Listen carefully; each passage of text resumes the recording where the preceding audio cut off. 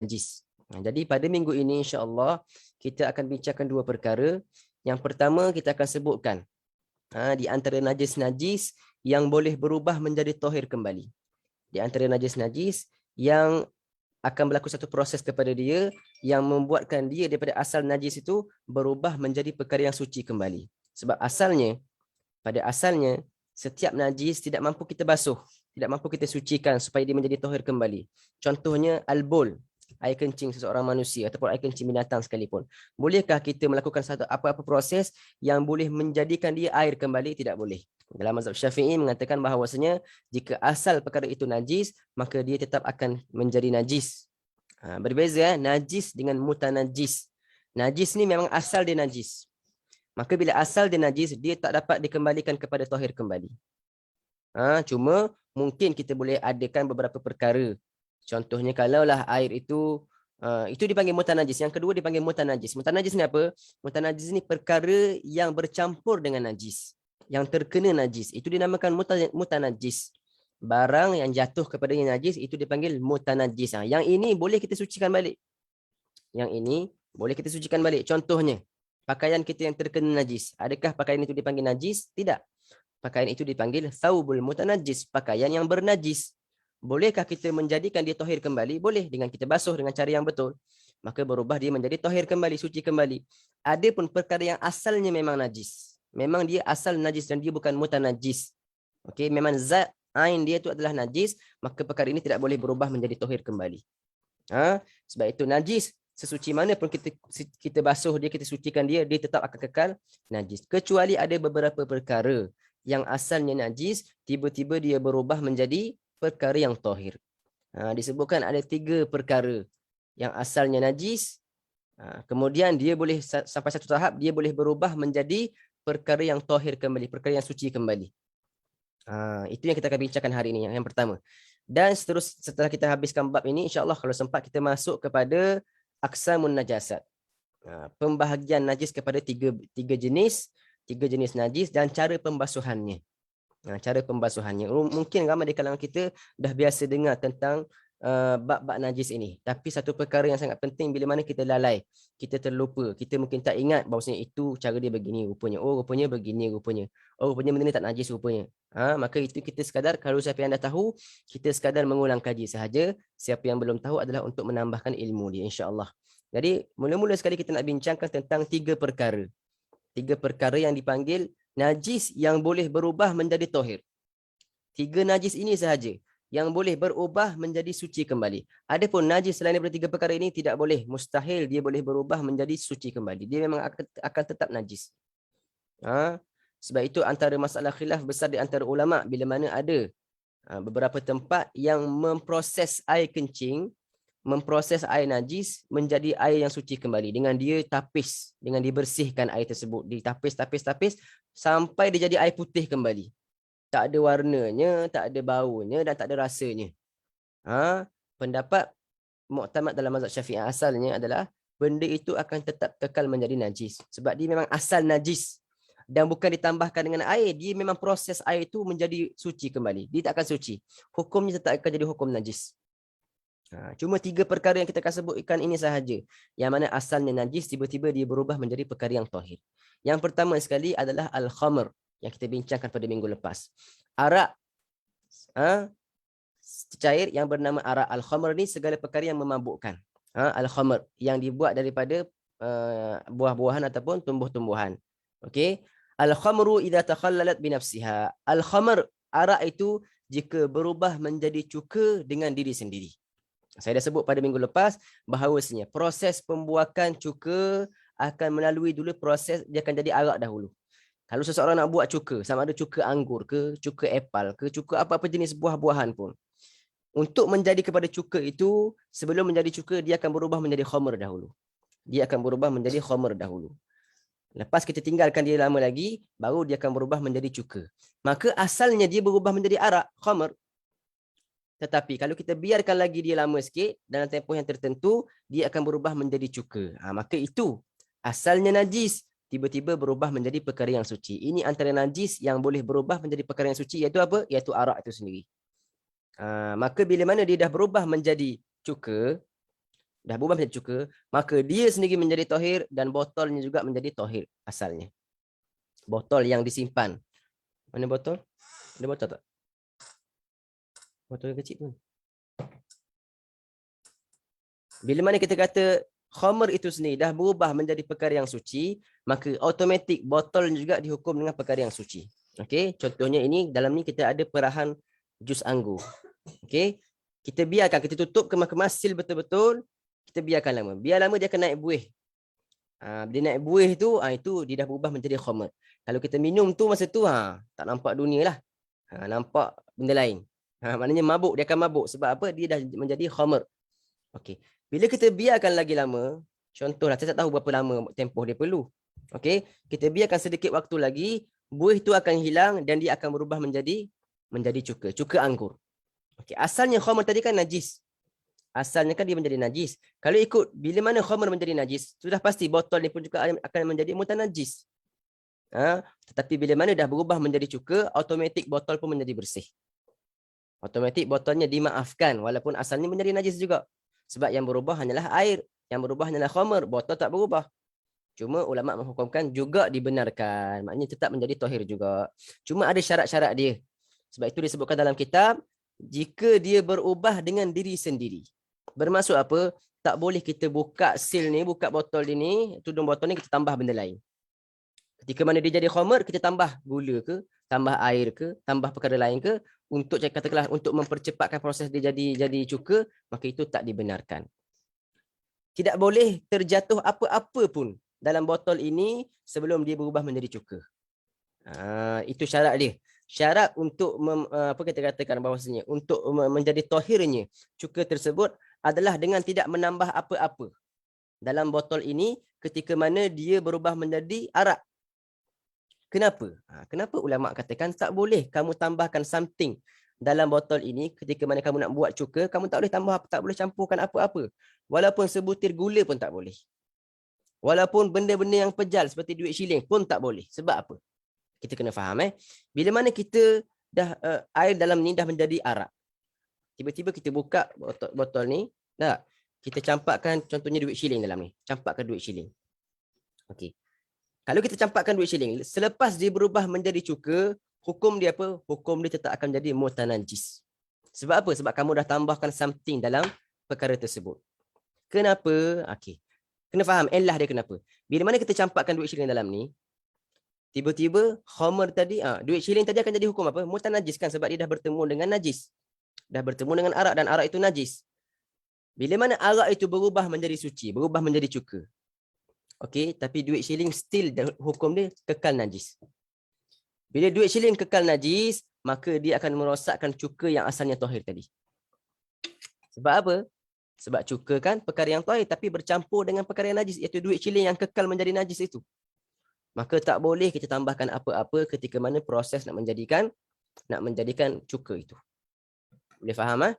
Sebab itu ulama mengatakan kalaulah nak buat cuka, kenalah khamr itu berubah menjadi cuka dengan diri sendiri tanpa ada tambah something walaupun sekecil mana pun. Tak boleh tambah apa-apa dalam khamr tersebut, kerana jika kita tambah perkara dalam khamr tersebut walaupun sekecil apa pun, dia akan berubah. Cuka tu tak boleh pakai dah, dia tetap akan jadi najis, kena buang.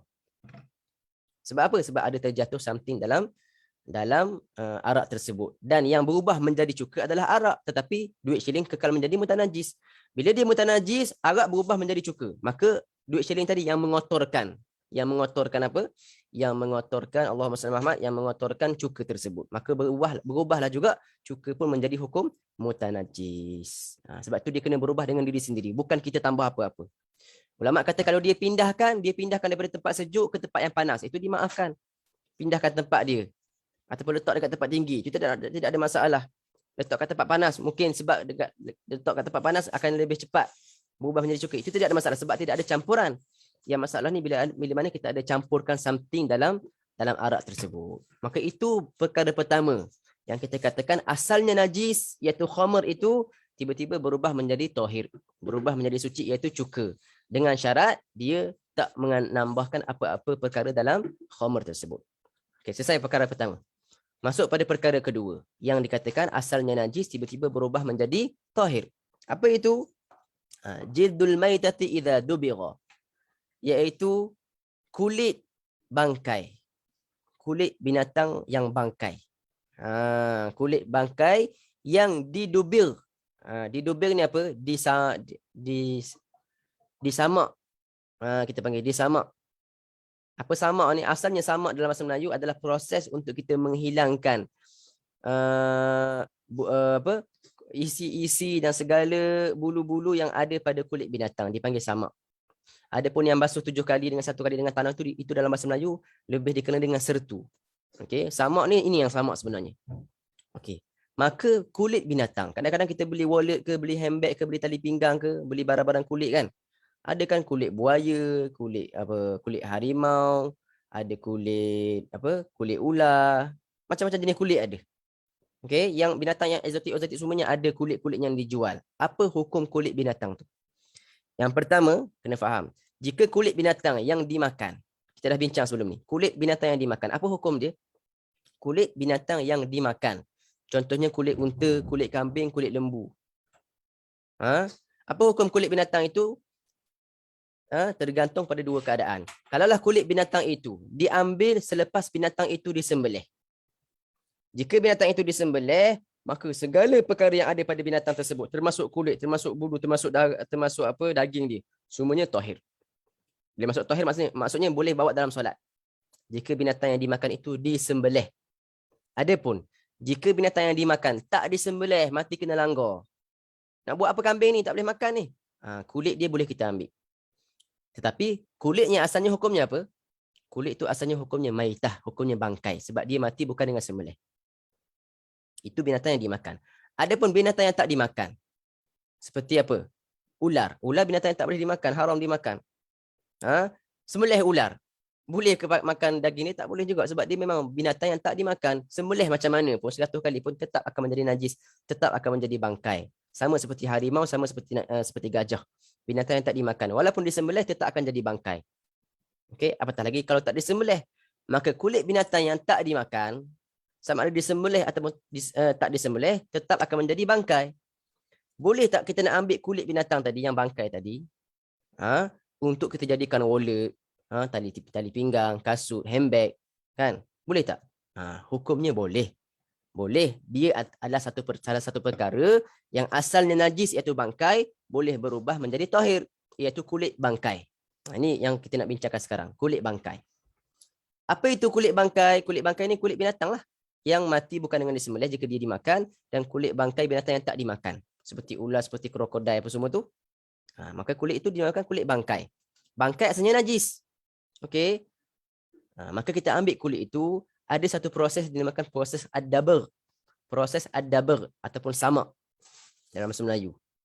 Ad-dabr ni apa? Kita menghilangkan segala perkara yang ada pada kulit binatang tersebut, daripada bulunya, dagingnya, apa-apa sahaja perkara yang selain kulit dihilangkan. Dengan beberapa cara lah. Ada kadang-kadang pakai perkara yang panas. Dulu-dulu pakai apa? Pakai tahi burung merpati. Sebab tahi burung merpati ni disifat dia panas. Dia boleh menghilangkan segala perkara yang melekat di kulit. Maka jika memang kulit itu dah suci, betul-betul suci, setelah disamak dah suci, memang dia tinggal kulit semata-mata, tidak ada bulu, tidak ada daging, tidak ada apa-apa, memang dia jild, kulit sahaja, maka sekarang dah berubah menjadi tahir. Bila mana dah berlaku proses ad-dabr tadi, proses samak pada kulit tersebut, maka kulit itu berubah menjadi suci balik. Asalnya najis, tapi berubah menjadi suci dengan cara-cara dia lah. Tak kisah dengan cara macam-macam mana pun, yang penting kena tanggalkan segala perkara yang melekat di kulit itu. Biar tinggal hanya kulit semata-mata. Bulu tak boleh. Contohnya kulit harimau berserta dengan bulu. Apa hukum dia? Kulitnya itu akan jadi tahir jika dibuang bulu tu. Kalau bulu masih lagi ada, bulu hukumnya najis. Tak boleh bawa dalam solat. Tak boleh bawa dalam solat. Kalau kita tangan basah, pegang bulu tersebut, berpindah hukum najis pada tangan kita. Kadang-kadang ada orang-orang yang tak tahu, dia buat apa?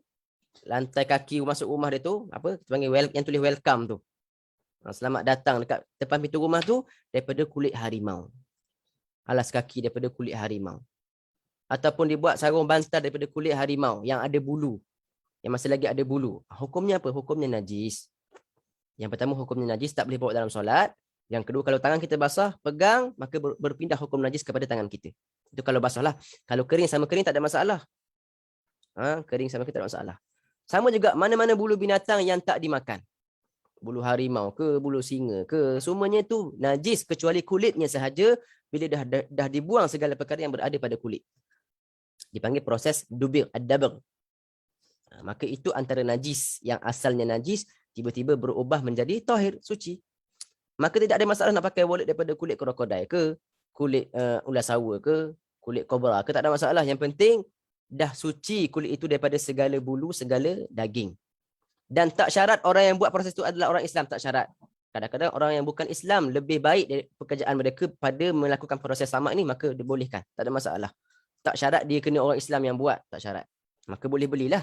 Walaupun brand-brand yang luar negara pun tak ada masalah. Selagi mana memang kulit semata-mata. Yang bulu tak boleh. Kecuali bulu-bulu yang binatang yang dimakan yang disembelih. Kulit, contohnya kulit kambing, dibuat gendang ada bulu-bulu sikit. Itu dimaafkan sebab kambing itu disembelih. Okey? Ataupun kulit lembu yang ada bulunya, dimaafkan sebab lembu itu disembelih. Maka jika disembelih binatang tersebut dan binatang itu dimakan, maka segala bulunya, kulitnya, tanduknya, semuanya tahir, semuanya suci. Bila mana dia disembelih dengan sembelihan yang betul. Okey. Kemudian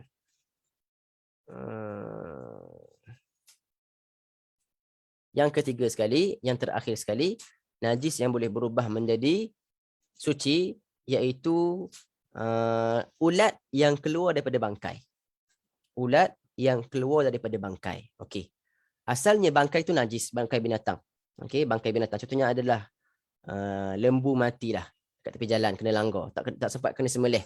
Maka lembu tu hukumnya bangkai, tak boleh makan. Semua perkara itu najis. Semua perkara yang ada pada lembu tersebut adalah najis kecuali kulit tadi kita bincangkan tadi. Okey. Tiba-tiba daripada bangkai lembu tadi keluar beberapa ekor ulat. Dipanggil dud. Ulat yang keluar daripada bangkai. Ulat itu asal daripada mana? Berasal daripada bangkai. Dan bangkai itu asalnya najis. Tiba-tiba keluar perkara yang suci di celah-celah bangkai itu. Persoalannya di sini, adakah ulat itu yang keluar daripada najis tadi, dia hukum bangkai ke hukum tahir? Ulama mengatakan ulat yang keluar daripada bangkai itu hukumnya tahir. Maksudnya apa? Kalau ulat itu duduk dalam poket kita ketika solat, solat kita sah. Ulat itu bukan najis. Bahkan kalau dia tak memudaratkan, boleh dimakan. Kalau tak memudaratkan, boleh dimakan. Ala kulli hal, dia bukan najis. Walaupun keluar daripada asalnya najis, iaitu bangkai, tetapi dia berubah menjadi perkara yang tahir. Tapi setengah ulama katakan itu bukan berasal, dia hanya duduk di situ sahaja. Dia memang dah ada daripada asalnya. Tapi setengah ulama kata tak, dia keluar daripada perkara najis. Maka termasuk juga dalam masalah ini antara najis yang berubah menjadi perkara yang tahir, iaitu ulat-ulat yang keluar daripada bangkai binatang. Maka ulat itu hukumnya apa? Kalau kita ambil ulat tu, bawa dalam solat, hukum solat kita sah. Dia bukan najis. Maka ini adalah 3 jenis najis yang asalnya najis tiba-tiba berubah menjadi perkara yang suci. Yang pertama, cuka tadi, yang berubah daripada khamr dengan syarat-syarat dia lah. Yang kedua, kulit binatang bangkai yang berasal daripada najis, iaitu bangkai tersebut. Yang ketiga, ulat yang keluar daripada bangkai-bangkai juga dikira perkara yang suci. Antara juga ulama ada lagi menambahkan, antara perkara-perkara yang asalnya najis tiba-tiba menjadi suci, apa? Susu. Susu manusia, susu binatang, asalnya apa? Asal susu binatang ni, asal susu manusia ni berasal daripada darah. Dan darah hukumnya asalnya adalah najis. Tak? Dan juga antaranya apa? Antaranya kasturi yang kita sebutkan pada minggu lepas. Kasturi yang ada pada kijang. Kasturi kan, dia ada satu, dia kijang ni ada satu tempat dekat dada dia, disimpan satu gumpalan darah dalam tu. Gumpalan darah tu akan tertanggal daripada dia pada satu tahap. Dan perkara itu berasal daripada darah. Dan darah asalnya najis. Tapi mis tu, kasturi tu dimaafkan. Antara najis yang dimaafkan, maka dia bukan najis. Maka dia antara perkara yang najis tetapi berubah menjadi perkara yang tahir. Jadi itu bab pertama kita pada hari ini. 3 perkara yang asalnya najis tiba-tiba berubah menjadi perkara yang tahir. Harap-harap faham.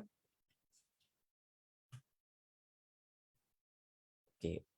Kalau faham boleh tak komen sikit 2-3 orang ke yang faham? Saya takut tak faham. Kalau tak faham boleh tanya dulu sebelum kita masuk kepada pembahagian najis ni kepada 3 bahagian.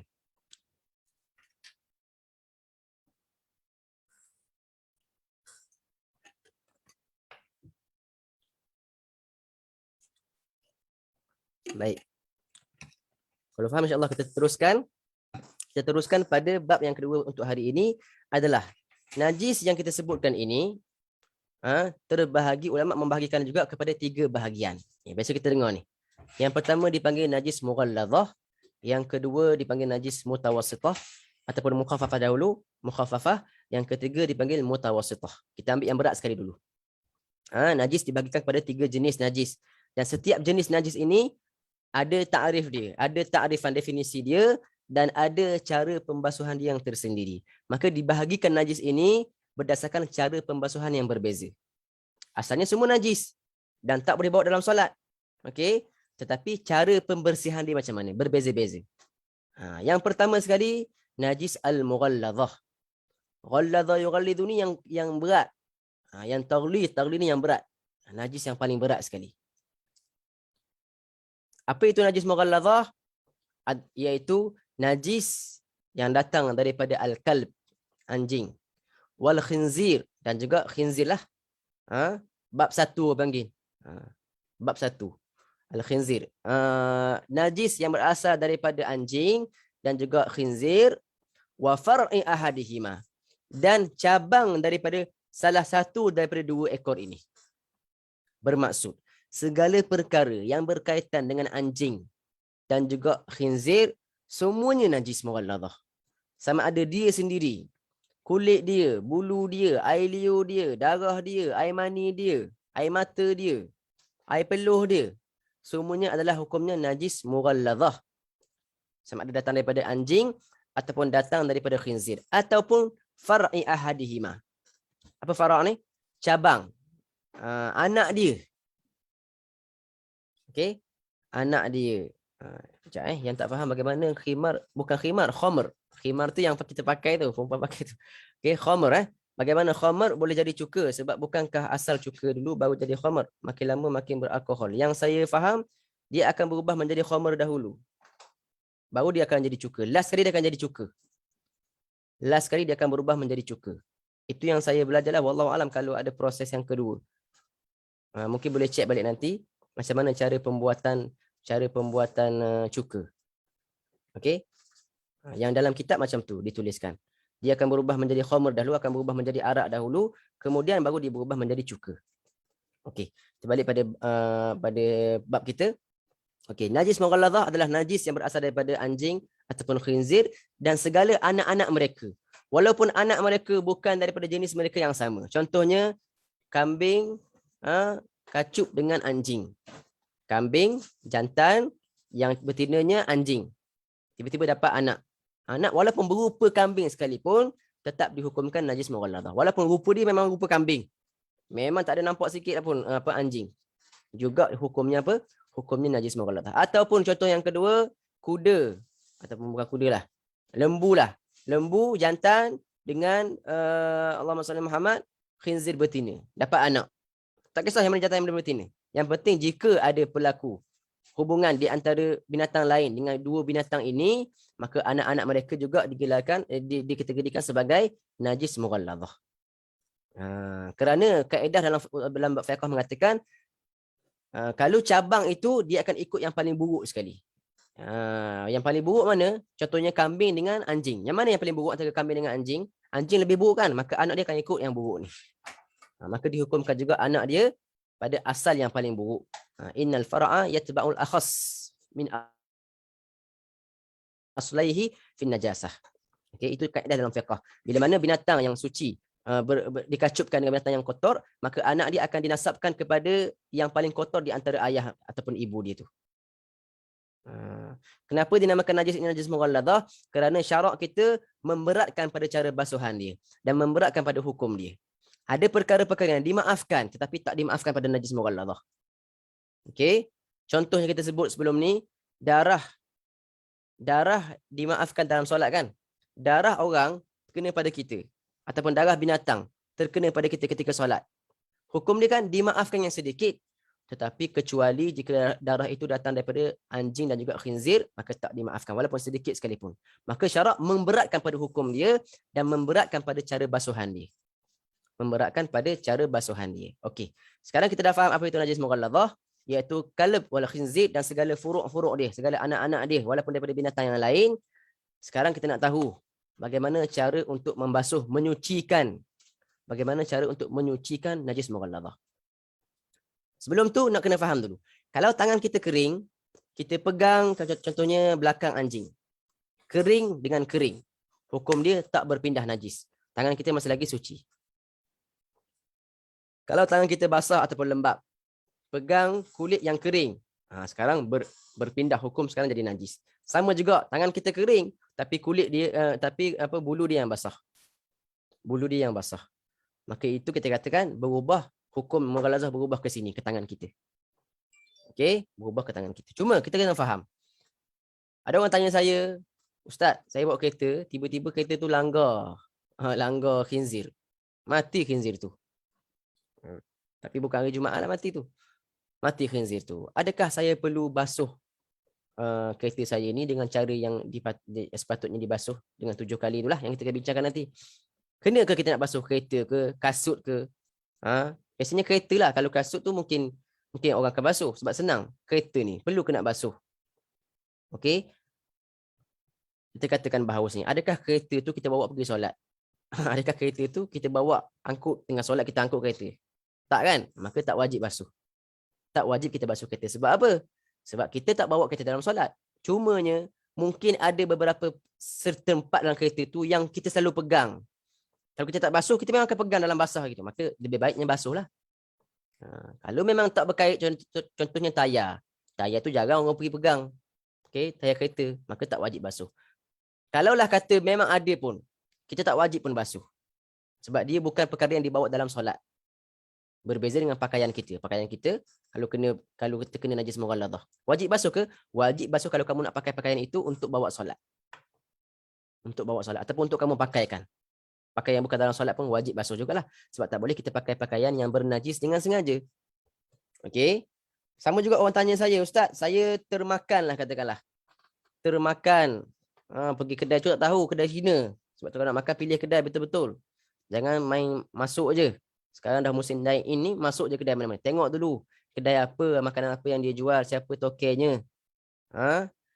Kalau Ustaz Abu Zaki, dia punya kaedah Ustaz Abu Zaki, Syekh Abu Zaki kita, dia cakap, kalau saya tengok kedai yang ada tulis tanda halal tu, yang tu saya tak masuk. Dia kata macam tu. Sebab apa? Yang nampak tanda halal tu lah yang mencurigakan. Sebab apa dia nak kena letak tanda halal? Menunjukkan dia dah memang pernah disiasat. Tapi kalau memang dah kedai makjah, kedai maklum, dah memang tahu dah dini orang Islam. Walaupun tak ada tanda halal pun, itu yang lebih yakin sebenarnya. Ala kulli hal, katakanlah orang tu termakan lah. Termakan daging khinzir. Contoh. Ataupun terminum arak. Contohnya. Terminum arak tak ada masalah. Basuh je. Ni cerita mughalazah ni. Dia termakan daging khinzir. Tak tahu. Hukumnya tak berdosa sebab tak tahu. Okey, sekarang saya ni Ustaz, kena ke saya basuh mulut saya ni? Dengan 7 kali dan 1 kali dengan kena berkomor dengan apa? Berkomor dengan Allah Muhammad, dengan debu, dengan tanah. Ulama khilaf ada masalah makan ni. Ulama khilaf. Yang muktamadnya tak wajib. Tak wajib. Tapi ada pendapat yang katakan kena juga buat supaya ini suci daripada najis mulut kita loh. Yang dalam tu dah dimaafkan, yang di luar ni. Lidahnya, giginya itu tu ada yang mengatakan wajib juga kita membasuhnya. Tapi dalam bab kereta tadi tak wajib Kereta tadi tak wajib kita basuh dengan 7 kali basuhan inilah. Okey, kita dah masuk kepada cara pembasuhan. Kaifiyatu izalatiha. Cara pembasuhan najis mughalladhah. Najis mughalladhah ini tidak akan berubah hukumnya yang asal itu najis, tidak akan berubah menjadi tahir kembali melainkan dengan cara basuhan ini sahaja, iaitu dengan basuhan 7 kali. 7 kali basuhan. Kenapa 7 kali? Kenapa bukan 6 kali Ustaz? Ta'abbudi. Ini sekarang kita serah pada Allah dan Rasul. Allah tetapkan 7 kali, kita kata 7 kali. Kadang-kadang ada perkara ibadah ni yang kita tidak nampak hikmahnya. Kenapa? Kenapa 7 kali? Okey. Maka 7 kali kerana Allah meletakkan 7 kali. Tidak ada jawapan yang lebih pantas untuk dijawab. Melainkan itu adalah hak Allah dan Rasul. Okey. Dibasuh najis tersebut. Tempat yang terkena najis ke, pakaian ke, badan kita ke, dibasuh dengan 7 kali basuhan. Salah satu daripada 7 basuhan itu, air yang bercampur dengan turab. air bercampur dengan tanah. Turab asalnya debu. Air bercampur dengan debu tanah. Bukan debu bedak, bukan debu tepung. Bercampur dengan debu tanah. 7 kali basuhan. Salah satu daripada basuhan tersebut, air bercampur dengan tanah. Nak basuh dekat mana tanah ni Ustaz? Nak letak yang mula-mula ke? Yang terakhir ke? Ataupun pertengahan? Yang paling afdal, basuhan pertama tu dilakukan dengan basuhan tanah. Yang bercampur dengan tanah. Okey. Kemudian yang 2, 3, 4, 5, 6, 7 dengan air biasa. Air mutlak biasa. Sebab apa? Supaya tak perlu lagi. Kalau kita jadikan basuhan yang terakhir dengan tanah, sudah pasti kita kena basuh lagi kali yang ke-8 untuk membersihkan tanah tu. Okey. Maka kita basuh 7 kali basuhan. Salah satu daripadanya air bercampur dengan tanah. Bermaksudnya air dalam baldi, dalam bekas. Kita masukkan tanah sikit sampai dia berkelodok. Sampai dia nampak dah warna keruh bercampur dengan tanah tu dah cukup dah. Ambil tanah sikit, campur-campur kacau-kacau sikit sampai dah berubah menjadi warna air tanah ataupun dah keruh sedikit, itu dah boleh gunakan untuk basuhan yang satu tu. Wajib satu tu bercampur dengan tanah. Wajib bercampur dengan tanah. Kalaulah kata memang di tanah, memang dekat rumah dia tu, luar tu memang dah tanah dah asalnya. Okey, maka tak perlu dah lah. Tak perlu dah. Air tanah nak dituang di atas tanah pula, tak perlu dah. Cukup 7 kali dengan air mutlak sahaja. Sebab dia dah memang apa? Dah memang Allah Muhammad memang asalnya tanah. Begitu juga. Boleh tak semuanya saya nak basuh dengan 7 kali semuanya dengan tanah Ustaz? Boleh, tak ada masalah. Ketujuh kali semuanya nak basuh dengan tanah, tak ada masalah pun boleh. Okay, yang penting salah satu daripadanya adalah air bercampur dengan tanah. Okey, cara dia macam mana? Katakanlah lantai rumah kita adalah najis, anjing masuk, anjing buang air kat situ. Okey, cara dia kena faham Kalau tak pandai cara ni akan lebih mengeruhkan keadaan. Cara pertama adalah kita buangkan air dahulu. Kita buangkan zat najis. Buang, jangan basuh lagi pakai 7 kali tu. Buangkan dulu. Kalau tahi, ambil apa tisu ke apa, kain ke, ambil apa, kesatkan dia betul-betul sampai dah tak tinggal apa-apa dah. Tak tinggal bau, tak tinggal rasa, tak tinggal warna dah. Basuh dulu. Maknanya kesat dulu, basuh gonyoh-gonyoh dulu. Kesat-kesat dulu dengan kain sampai dah hilang warna, bau dan juga rasa dulu. Bila dah hilang ain semuanya, zat najis sudah hilang, barulah sekarang kita mulakan proses yang 7 kali ni. Jangan najis masih ada, kita simbah air. Najis masih ada ni, kita ambil air kali pertama, simbah. Bila kita simbah kali pertama tadi, bila yang mengalir tu semua bercampur dengan najis, maka semuanya tempat dah merebak menjadi najis mughalladhah. Maka cara tu salah. Kena buangkan air dahulu. Buangkan zat najis dulu. Buangkan rasa dia, buangkan bau dia, buangkan warna dia dahulu. Okay? Kalau boleh lah, kalau tak boleh, buangkan zat tu dulu. Buangkan zat sahaja. Yang nampak warna dia tu ambil, buang, kesat-kesat, buang dulu. Pakai sarung tangan lah. Supaya tangan kita pun tak kotor. Okey? Pakai sarung tangan apa semua. Dan kain yang digunakan tu, kalau tak nak pakai dah, buang je. Kalau nak pakai lagi, kena basuh jugalah 7 kali dengan air, dengan tanah tadi. Okey. Bila dah hilang zat dia, sekarang baru kita mulakan proses 7 kali basuhan. Salah satu daripadanya adalah air bercampur dengan tanah. Barulah suci sekarang. Barulah suci. Maknanya kalau sekarang kita nak solat kat tempat tu, tak ada masalah dah. Tapi kalau najis masih ada, kita pergi simbah air pula. Maka air bercampur dengan najis menjadi mutanajis. Maka semuanya berubah menjadi mutanajis. Maka lebih banyak tempat yang asalnya kecil berubah menjadi besar. Semuanya mutanajis, najis mughalladhah. Maka kena pandai juga apa? Cara basuhan dia. Yang pertama adalah hilangkan ain dahulu. Hilangkan ain dahulu. Okey, maka cara untuk membuat air bercampur tanah tadi ada 3 cara.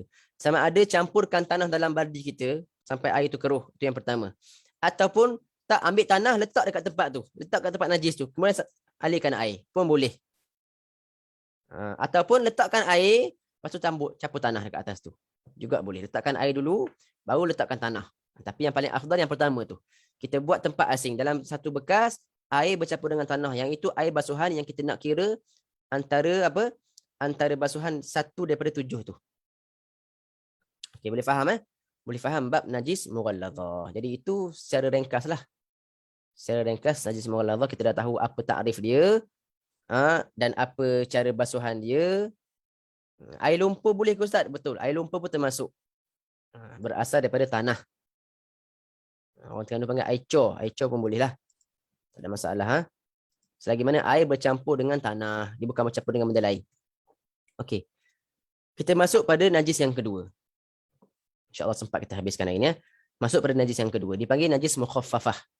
Mukhaffafah ni daripada khaffafa yukhaffifu, mukhaffafah ringan. Najis yang ringan. Najis yang diringankan. Sebab apa dinamakan najis mukhaffafah? Kerana syariat kita meringankan pada hukum dia. Najis juga tapi ringan je hukum dia. Cara basuhan dia pun senang saja. Apa itu najis mukhaffafah? Najis mukhaffafah ini najis yang ada 4 syarat. Najis yang ada 4 syarat. Kita saya jawab soalan. Okey, najis yang ada 4 syarat. Yang pertama, najis itu najis itu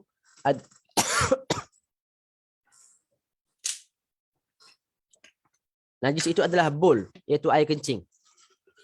Bismillahirrahmanirrahim. Najis itu adalah berbentuk air kencing. Dia bukan ghaid, dia bukan tahid. Dia adalah air kencing. Air kencing mana? Air kencing sabi.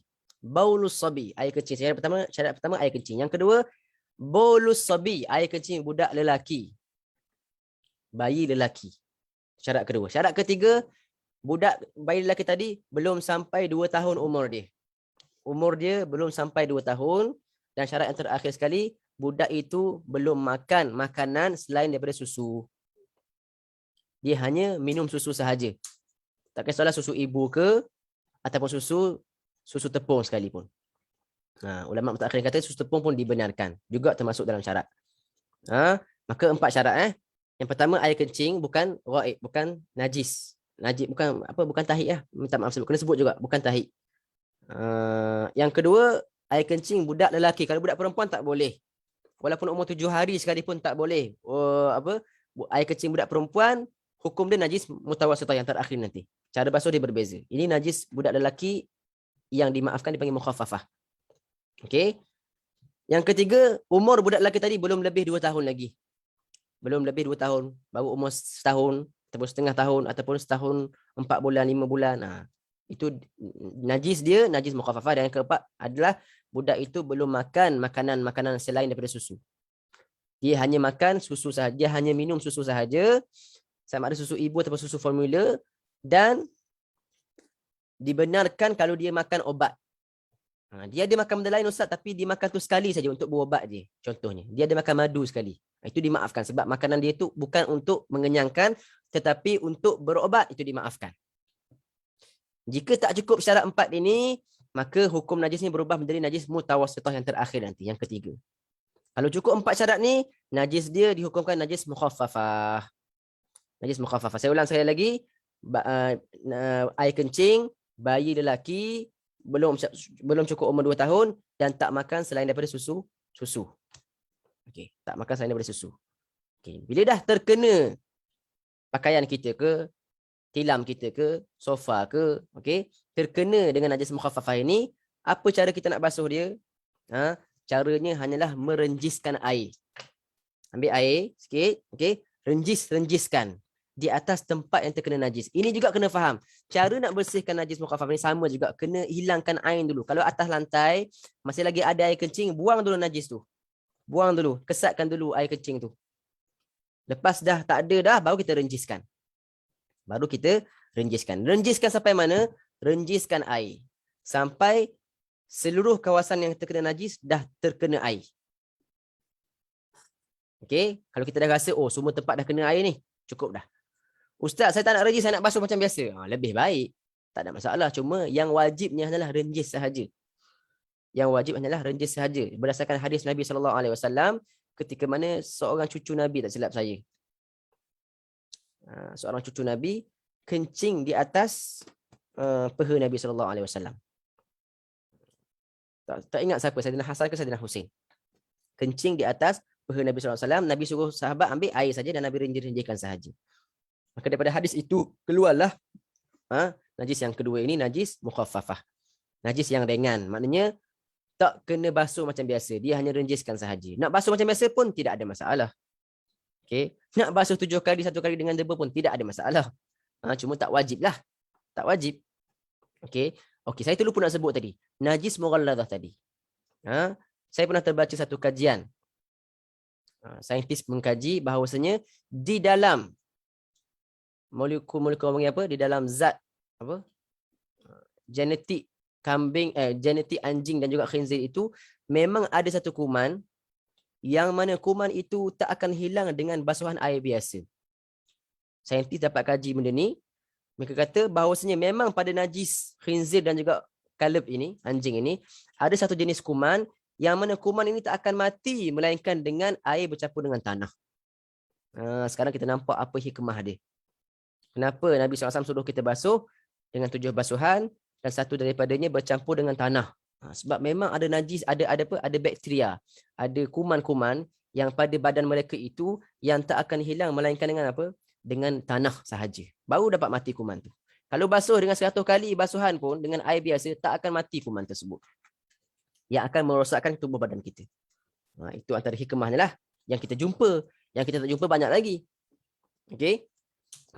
Jadi yang kita balik pada perbincangan kita, najis mukhaffafah, cara basuhan ni adalah merenjiskan air sahaja sehingga seluruh tempat yang terkena najis itu dah sampai kepadanya semuanya air. Okey. Juga ini kita renjis ini setelah dihilangkan warnanya, baunya dan rasanya. Setelah kita hilangkan zatnya.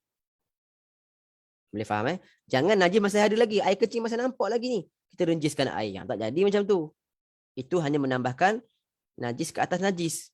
Ditambahkan najis. Jadi banyak lagi najis. Sebab air bercampur dengan najis jadi mutanajis. Okey, boleh faham Itu najis yang kedua. Najis yang ketiga. Okey. Najis yang ketiga inilah najis yang paling banyak kita berhadapan dengannya pada setiap hari. Biasanya kebanyakan najis yang ada atas muka bumi ini kebanyakannya berasal daripada najis yang ketiga ni, iaitu najis mutawassithah. Najis pertengahan. Tak terlalu berat dan tak terlalu ringan. Dia tengah-tengah. Dipanggil mutawassithah, pertengahan. Kerana syarak dinamakan mutawassithah kerana syarak berpada-pada pada menghukumkan dia. Tak terlalu berat dan tak terlalu ringan. Dipanggil najis mutawassithah. Apa itu najis mutawassithah? Segala najis selain daripada najis mughalladhah dan selain daripada najis mukhaffafah. Dinamakan najis mutawassithah. Maknanya segala najis yang tak disebut pada atas tadi semuanya tergolong daripada golongan najis mutawassithah. Contohnya apa? Contohnya darah, air madhi, air wadi, nanah. Apa lagi? Bangkai tadi. Apa lagi najis? Khamar tadi kita sebutkan, arak tu sendiri najis. Tahik-tahik binatang semua itu semua najis. Okey, sekarang kita dah faham apa itu najis mutawassithah. Najis pertengahan iaitu baqiyatun najasat. Baki najis selain daripada najis mughalladhah, selain daripada najis mukhaffafah. Maknanya kalau kita ada najis depan kita ni, tengok. Ni najis khinzir ke najis kalb? Bukan. Okey, ini adalah, adakah ini air kencing bayi lelaki belum umur 2 tahun? Bukan juga. Maka hukumnya najis mutawassithah. Okey. Dan najis mutawassithah terbahagi kepada 2. Najis mutawassithah terbahagi kepada 2. Ada dipanggil najasah hukmiyah. Yang kedua, najasah ainiyah. Najasah hukmiyah dengan najasah ainiyah. Apa perbezaan di antara najasah hukmiyah, najasah ainiyah? Kedua-duanya dipanggil najis mutawassithah. Cuma perbezaan pada ciri-ciri dia. Okey. Najis hukmiyah dulu. Najis hukmiyah ini adalah najis yang tidak ada bau, tidak ada warna dan tidak ada rasa. Sebab apa dinamakan najis hukmiyah? Kerana kita hanya menghukumkan sahaja ada najis, tetapi tak nampak dan tak bau dan tak rasa. Contoh najis hukmiyah. Contoh najis hukmiyah. Seorang tengah buang air kecil. Buang air kecil. Okey. Tiba-tiba dia memang rasa yakin ada air kencing yang terpercik. Apa? Terpercik terperencik ke terpercik? Terpercik. Air kencing yang terpercik di peha dia contohlah. Terpencik Bahasa Melayu pun dah teruk dah sekarang ni. Terpercik, Ustaz. Tertukar dengan ayam percik kat long. Okey. Air terpercik Okey. Dia tengah buang air kecil, tiba-tiba air kencing tu dia memang yakin terpercik kena dekat pakaian dia ataupun kena dekat peha dia. Tubuh badan dia. Bila cek, bila tengok, tak ada warna, tak ada bau dan tak ada rasa. Memang tak nampak. Najis yang tak dapat dikesan. Maka hukum dia apa sekarang ni, pakaian dia ataupun peha dia tu, kita hukumkan sebagai najis. Ada najis. Maknanya kalau dia solat dalam keadaan begitu, tak sah sembahyang dia. Sebab dia memang yakin ada najis. Cuma tak nampak sahaja. Maka hukum dia apa? Hukum dia najis hukmiyah. Kita hukumkan sebagai najis walaupun tak nampak sekalipun. Walaupun tak nampak sekalipun. Iaitu najis yang kita hukumkan pada tempat tersebut sebagai najis tanpa ada sifat-sifatnya. Tak ada warna, tak ada bau dan tak ada rasa. Maka dinamakan najis hukmiyah. Okay. Cara basuhan dia macam mana? Cara basuhan dia cukup hanya mengalirkan air pada tempat tersebut. Cukup hanya mengalirkan air sahaja. Kita dah bincang hukum ni, masalah ni pada masalah wuduk dahulu dan pada masalah mandi wajib dahulu. Kalaulah kata di lengan kita ni, ada najis hukmiyah. Sebelum kita nak basuh tangan dalam ambil wuduk, adakah wajib kita basuhkan dahulu kali pertama barulah kita ambil wuduk? Wajib tak kita menghilangkan najis dahulu? Kita dah bezakan dahulu. Kalau dia memang najis hukmiyah maka tak wajib. Cukup basuhan pertama itu adalah untuk menghilangkan najis dan itu juga adalah basuhan untuk mengangkat hadas. Cukup dengan satu basuhan sahaja dah cukup dah. Berbeza kalau dia najis ainiyah. Kalau najis ainiyah, basuhan pertama hanyalah untuk menyucikan dia sahaja. Belum lagi mengangkat hadas. Basuhan kedua yang merupakan basuhan pertama, itu adalah basuhan untuk mengangkat hadas. Itu baru basuhan pertama dalam masalah wuduk. Di sini nampak perbezaan dia. Najasah hukmiyah ini cukup dengan hanya mengalirkan air, dan kalau dalam wuduk, basuhan itu dah mengangkat hadas dah. Basuhan itu dah sekali mengangkat hadas. Dia dah buatkan dua tugas. Tugas pertama membersihkan najis, tugas kedua mengangkat hadas. Itu najis hukmiyah. Yang kedua, jenis yang kedua daripada najis mutawassithah ini, najis ainiyah. Ain apa? Yang nampak, yang ada ain, yang ada zat dia. Najis yang ada warna, ataupun ada bau, ataupun ada rasa. Najis yang setengah ulama mengatakan najis yang dapat dikesan. Dapat dibau, dapat dilihat, dapat dirasa, dapat dipegang. Itu najis ainiyah. Yang ada warna, yang ada bau dan ada rasa. Itu dinamakan najis ainiyah. Contohnya depan mata memang nampak ni, bol warna kuning ni. Depan mata kita memang nampak. Ataupun memang mengalir dekat peha kita contohnya. Maka itu dinamakan najis ainiyah. Yang ada bau, yang ada rasa, yang ada warna, yang ada zat. Yang memang dapat dikesan dengan panca indera. Maka hukum dia apa? Hukum dia najis ainiyah nama dia. Kenapa dinamakan ainiyah? Kerana adanya ain pada situ. Ain tu zat. Bukan mata di sini. Ain maksudnya zat. Libaqa'i ainin najasah fiha. Kerana adanya zat najis pada tempat tersebut. Ataupun boleh juga kita katakan kerana ia nampak dengan mata. Nampak dengan mata, maka dinamakan najis ainiyah. Cara membasuh najis ainiyah yang merupakan satu cabang daripada najis mutawassithah. Cara basuhan dia macam mana? Adalah dengan mengalirkan air sehingga yakin. Kena syarat dia. Tadi kalau najis hukmiyah tadi cukup hanya mengalirkan air sahaja. Tapi dalam najis ainiyah kena basuh, kena alirkan air sehingga yakin dah hilang warnanya, dah hilang sifatnya, dah hilang rasanya. Hilang warna, hilang bau dan hilang rasanya.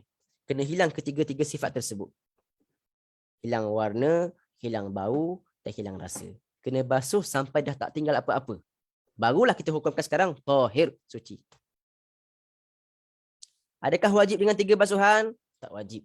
Kalaulah kata dengan basuhan pertama pun dah boleh menghilangkan warna, bau dan juga rasa, cukup dengan basuhan pertama. Kalau tak cukup, basuhan pertama tiba-tiba tinggal lagi warna dia, kena basuh lagi kali kedua. Tengok-tengok ada lagi rasa dia, kena basuh lagi kali ketiga. Sampailah ke berapa-berapa pun, yang penting kena hilangkan warna, bau dan rasa. Kecuali bagi perkara-perkara yang sukar untuk kita hilangkan. Contohnya dia hilang warna dah, bau dah, warna dah hilang, rasa dah hilang, cuma tinggal bau je. Itu dimaafkan. Jika hanya tinggal bau sahaja, dimaafkan. Ataupun hanya tinggal warna sahaja, bau dan rasa dah tak ada dah, pun dimaafkan. Ataupun kalau tinggal bau dan warna, bau pun ada, warna pun ada, tak dimaafkan. Ataupun hanya tinggal rasa sahaja, bau tak ada, Warna tak ada, rasa ada. Tapi jaranglah. Kebiasaannya rasa ni yang akan dulu hilang. Ya, rasa tu adalah sifat yang paling kuat sekali. Biasanya kalau rasa ada, mesti warna dan juga bau pun ada. Kebiasaannya. Jarang sekali. Warna tak ada, bau tak ada, tiba-tiba rasa ada. Jarang berlaku. Mungkin boleh sampai pada tahap mustahil lah. Sebab rasa ni yang pertama akan hilang dulu. Okey. Kalau hanya tinggal warna sahaja, dimaafkan. Kalau hanya tinggal bau sahaja, dimaafkan. Kalau hanya tinggal bau dan warna sekali, tak dimaafkan. Ataupun kalau hanya tinggal rasa sahaja pun tak dimaafkan. Apatah lagi kalau rasa dengan warna ataupun rasa dengan bau.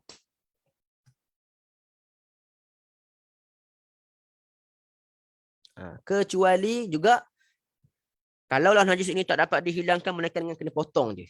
Kena potong kain ni barulah hilang. Itu dimaafkan. Dimaafkan. Itu antara najis yang dimaafkan. Apabila tak boleh kita hilangkan najis tersebut melainkan dengan potong sahaja. Basuh tak akan jadi apa-apa ni. Itu dimaafkan. Okey.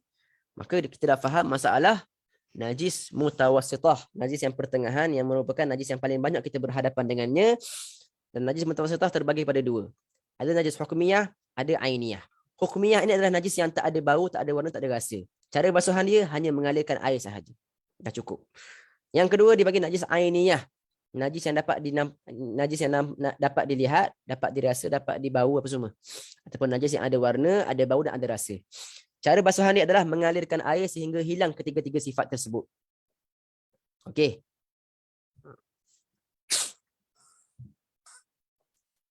Kemudian, insya-Allah kita sambung sikit lagi, ada sikit lagi. Sebelum kita masuk pada sebab minggu depan kita dah masuk bab lain dah. Kita nak habiskan najis. Ada satu lagi bab. Sikit lagi. Kita panggil ma'ul ghusalah. Masalah habis dapat najis Habis dapat najis. Sekarang kita nak bincangkan air yang digunakan untuk membasuh najis. Apa hukum air yang digunakan untuk membasuh najis? Air mustakmal ke tak? Itu dipanggil air mustakmal. Air yang telah digunakan untuk menghilangkan najis, hukumnya air mustakmal. Apa maksud mustakmal? Kita dah bincang dulu pada bab pertama dulu. Air yang suci tetapi tidak menyucikan. Dia suci, dia bersih. Kalau kena pakaian kita, boleh bawa solat sebab dia hanyalah mustakmal tetapi dia tak boleh menyucikan. Tak boleh mengangkat hadas. Maknanya kalau orang nak ambil air mustakmal tu nak ambil buat wuduk, tak boleh. Tak terangkat hadas dia. Okey? Maka ma'ul ghusalah, air basuhan tadi. Contoh saya buat. Contoh mana? Ni ambil tu je kain tu. Apa tu? Okey, contoh Contoh. Ini ada satu kain kat sini. Satu kain. Katakanlah di kain ini ada najis hukmiyah. Ada najis hukmiyah. Najis hukmiyah hukumnya apa? Kita hanya alirkan air sahaja. Alirkan air. Saya pun alirkan air. Tuang air dekat sini. Okey, tuangkan air. Maka bersihlah najis ni. Dah hilanglah sebab dia kita dah alirkan air dan dia najis hukmiyah. Okey. Air yang keluar daripada najis ini. Air yang keluar daripada najis ini. Daripada basuhan ni. Dipanggil air apa? Dipanggil air basuhan. Air basuhan najis. Kita kumpul air tu. Dalam satu baldi contoh. Apa hukum air tersebut? Adakah dia menjadi najis ataupun dia menjadi tahir? Kalaulah kita menjatuhkan air ke atas najis, bukan najis yang dimasukkan dalam air. Okey, air yang keluar ini hukum dia air mustakmal. Hukum dia air mustakmal. Berbeza. Kalau saya ambil kuantiti air yang sama, saya letak dalam satu tempat, satu baldi, kuantiti air sama. Katakanlah air banyak ni, satu botol ni. Saya tuangkan. Sucilah. Dan air yang keluar tu hukumnya mustakmal. Tetapi kalaulah air yang ni, saya buka ni, saya buka bekas ni, saya celupkan bahagian najis hukmiyah dalam ni, dalam air ni. Apa hukum dia? Hukum dia air ni berubah menjadi mutanajis. Sebab kita memasukkan najis ke dalam air yang sedikit. Kita memasukkan air najis ke dalam air yang bukan 2 kolah. Maka akan merubah ini menjadi mutanajis semuanya dan ini pun tak akan suci. Berbeza kalau saya ambil kuantiti air yang sama tapi saya tuangkan air di atas najis. Itu yang ni pun suci, yang keluar pun suci. Cuma yang keluar tadi bukan air mutlak lah, dia akan jadi air mustakmal. Boleh faham? Perbezaan di antara najis jatuh ke atas air dan air jatuh ke atas najis. Beza hukum dia. Kalau air jatuh ke atas najis, Najis pun suci, air pun suci. Tapi kalau kita ambil najis yang sama, air yang sama, cuma kita cara dia berbeza. Kita celupkan dalam air ni. Maka air ni semua akan menjadi apa? Akan menjadi mutanajis. Sebab kita dah memasukkan najis ke dalam air yang sedikit. Kita dah belajar dulu pada bab pertama dulu. Air yang sedikit akan berubah menjadi mutanajis dengan hanya bertemu dengan najis. Ini hukum dia. Kalau kita masukkan di dalam ni, maka berubah menjadi najis semuanya. Maka kena faham cara basuhan tu. Kena faham cara basuhan. Maka hukum air yang kita basuh ni, hukum dia air mustakmal. Air mustakmal. Cuma ada beberapa syarat lah. Ulama buat beberapa syarat dia. Antara syarat dia, air yang keluar tu memang tak ada bau, tak ada warna, tak ada rasa. Dan air yang keluar tu sama kuantiti dia dengan air yang asalnya. Dan hendaklah berpisah dengan najis dulu. Berpisah dengan najis. Itu antara syarat-syarat pada ma'ul ghusalah. Ini masalah yang sangat penting. Kena faham. Air yang kita gunakan untuk basuhan najis. Contohnya lantai kita ni, kena air kencing. Kita pun dah kesat ni, dah kesat air ni. Kesat, dah tak ada warna, tak ada rasa, tak ada bau. Sekarang hukum dia najis hukumiyah kan? Kita pun simbahkan air. Okey, air yang mengalir semua kat tepi-tepi tu. Apa hukum dia? Hukum dia air mustamal. Hukum dia air mustamal. Boleh diminum, tak berdosa kalau minum. Kalau kena pakaian tak najis sebab dia air mustakmal. Tetapi tak boleh digunakan untuk mengambil wuduk, tak boleh digunakan untuk membersihkan najis yang lain pula. Okey. Okey, itu yang terakhir untuk kita bincangkan pada hari ini pada masalah ma'ul ghusalah. Air basuhan. Air basuhan ni sebenarnya banyak masalah lagi. Tapi saya ringkaskan di sini. Kalau ada soalan boleh tanya, insya-Allah saya cuba jawab. Okey, saya tengok soalan jap. Yang ni dah jawab dah tadi. Khimar boleh jadi cuka. Yang saya tahunya dia akan berubah menjadi khamar dahulu, barulah berubah menjadi cuka. Air lumpur pun dah jawab. Kalau anjing tu lalu ke tak air tu kalau anjing tu lalu je tak buang air, kena cuci juga ke? Kalau anjing hanya lalu dekat dalam rumah kita, tengok keadaan. Kalau anjing tu lalu dah meninggalkan kesan, maka wajib basuh. Kalau anjing lalu dalam keadaan tak meninggalkan apa-apa kesan sekalipun, tak wajib basuh. Dalam bab najis ini, selagi mana tak yakin najis ke tak najis, maka tak najis. Contohnya tak yakin, saya pegang anjing tapi tak tahu tangan saya basah ke tak basah. Dia pun basah ke tak basah, saya tak yakin. Selagi mana tak yakin, maka hukumnya tak najis. Dia kalau yakin dahulu, baru kita hukumkan sebagai najis. Nahnu la nahkum bin najasah illa bil yaqin. Kita tak menghukumkan najis ini melainkan dengan yakin sahaja. Ustaz nak tanya, waalaikumsalam. Kalau dah terjirus air ke atas najis tadi, tanpa bersihkan dan hilangkan dulu, macam mana nak basuhkan balik? Adakah dengan siram lagi sekali 7? Kalaulah najis ada. Najis anjing ada dekat sini. Kita pun simbahkan air dan merebaklah ke seluruh tempat. Maka seluruh tempat tu hukumnya najis mughalladhah. Kena biarkan dia kering dahulu ataupun kesat dahulu semuanya, barulah basuh 7 kali. Barulah basuh. Kena hilangkan. Sekarang zat dah bertambah banyak. Zat najis dah bertambah banyak. Maka kena hilangkan semua zat najis itu, barulah kita simbahkan air sebanyak 7 kali. 1 kali daripadanya bercampur dengan tanah. Ustaz lapar ni. Ini bukan soalan, Ustaz lapar ni. Ustaz nak tanya, kalau air kencing terpercik tapi keadaan kita tak sedar. Tak sedar maknanya tak yakin lah. Tak tahu kan? Tak tahu dimaafkan. Kalau jadi masalahnya kalau kita memang tahu dan yakin, sekarang baru wajib kita basuh. Kalau tak yakin dan tak sedar, itu dimaafkanlah. Ustaz, kalau orang tu kencing dan dia was-was terpercik atau tidak, dikira najis hukumiyah ke? Saya dah sebut tadi, kalau was-was tak dikira. Dia hanya yakin saja. Memang yakin ada rasa terpercik tadi. Itu baru dikirakan bahawasanya wajib basuh. Kalau tak yakin, selagi mana tak yakin pada bab najis, jangan was-was, tinggalkan. Jangan sampai kita jadi was-was sampai tak boleh nak solat. 3-4 kali masuk toilet sebelum solat. Sebab apa? Sebab was-was. Jangan. Was-was itu mainan syaitan. Siapa yang layan was-was, dia layan syaitan. Syaitan gelak ketawa kat dia. Sebab tu saya katakan tadi, kita tak menghukumkan najis lagi mana tak yakin. Yakin ni maksudnya apa? Confirm memang ada najis. Confirm memang terkena najis. 100%. Itu baru yakin. Kalau ada kemungkinan macam tak kena lagi ni, itu dimaafkan. Semayang je. Jangan layan. Kalau kita layan lagi teruk. Apa ni? Pada pakaian. Saya sebut tadi. Raihan husna. Kalau air kencing terpercik tapi kadang kita tak sedar. Kalau tak sedar ataupun tak tahu, dimaafkan. Ustaz, katalah terpegang anjing dengan tangan berpeluh, bagaimana? Tangan berpeluh berpindah hukum najis pada tangan kita. Tangan yang lembab, tangan yang berpeluh, maka berubah hukum. Kita pegang kita pegang anjing tu, tangan kita basah. Maka sekarang tangan yang kita pegang tu hukumnya mughalladhah, kena basuh dengan 7 kali basuhan. Okey. Ustaz, kalau kita terpijak tapak anjing di atas tanah berselut yang basah. Okey. Pijak tu dengan apa? Pijak dengan kaki ayam ke? Pijak dengan kasut? Kalau dengan kasut, tengok pula. Ketika mana anjing tu pijak, basah ke tak basah? Kalau kata anjing tu memang pijak ketika dia basah dah, memang najis lah.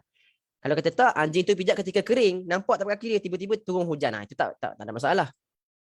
Maknanya anjing lalu ketika kering, tiba-tiba hujan turun. Dan memang nampak tapak kaki anjing ada. Itu belum lagi, sebab ketika dia sentuh kering dengan kering, tak ada masalah, cuma tinggal bekas sahaja. Tapi kalau memang anjing tu pijak ketika dalam keadaan dah hujan dah, kita pula pijak dengan kaki yang berkaki ayam, sekarang kaki kita berpindah hukumnya pada kaki kita. Boleh faham? Ustaz, jika ada buku pada sleeping bag baru beli. Bulu tu Ustaz. Bulu. Ada bulu pada sleeping bag, tapi tak tahu bulu apa. Jadi basuh hantar dobi. Adakah dikira suci basuhan itu? Kena tahu dululah bulu apa tu. Kena tahu dulu bulu apa. Kalau memang yakin, sebenarnya dalam masalah bulu ni kita kena berhati-hatilah. Kena tanya dulu apa bulu, sebab dia akan menimbulkan was-was lepas tu. Macam mana nak buat? Saya pun tak tahu bulu apa. Kena cek bulu apa. Kalau dia bulu binatang yang dimakan, kita boleh husnuzon lagi. Bulu kambing, bulu unta, bulu lembu, boleh husnuzon lagi. Boleh kita sangka baik lagi. Mungkin bulu binatang, mungkin binatang ni disembelih. Tapi kalau memang bulu yang binatang yang tak dimakan, bulu harimau ke, bulu singa ke, okey, maka itu dikirakan najis. Bila sebut najis, tak boleh bawa dalam solat. Itu yang pertama. Yang kedua, kalau kita pegang dalam keadaan tangan kita basah, maka tangan kita pun jadi najis. Okey. Boleh faham soalan Hawa ni? Ustaz, dalam perubatan ada satu jenis ubatan yang asal zatnya dari khinzir, tapi dah diproses hilang bau dan zat rasa. Yang ini macam mana Ustaz? Ubatan tu pula terpercik kat tangan, kena 7 kali basuhan ke? Okey, asalnya tidak dibenarkan menggunakan obat yang asal daripada najis kecuali pada bab darurat sahaja. Kecuali pada bab darurat. Dan bila mana dimaafkan pada bab darurat, maka tak wajib basuh lah. Bila mana dimaafkan pada bab darurat dia apa? Darurat ni yang kata kalau tak pakai mati. Itu baru darurat. Banyak pegangan jenguk. Kalau tak pakai obat ni akan mati. Barulah sampai kepada tahap darurat, maka dibenarkan untuk pakai najis. Kalau tak sampai pada tahap darurat, tak boleh pakai obat tersebut. Hukum dia asalnya macam tu. Selagi mana tak darurat. Darurat ni apa? Darurat ni kalau tak makan obat ni memang akan mati. Memang confirm mati. Itu baru dibenarkan untuk pakai najis. Kalau dah dibenarkan, maka tak wajib basuh dah. Sebab memang ada Nabi SAW sendiri ada menyuruh sahabat meminum daripada bulul ibil, air kencing unta. Maknanya boleh berubat dengan najis kecuali jika sampai pada tahap darurat. Bila dah dibenarkan, dimaafkan, maka tak wajib basuh lah. Kalau dah dibenarkan, tak kena suruh basuh lagi, tak perlulah. Okey. Kalau pegang anjing dalam keadaan tangan kering, tak perlu basuh lah ya, tak perlu. Tak perlu kalau kering dengan kering. Tapi kalau pegang lidah dia, lidah dia basah, maka jadilah pegang darah dia ke, pegang benda-benda yang jenis basah, maka jadi najis juga.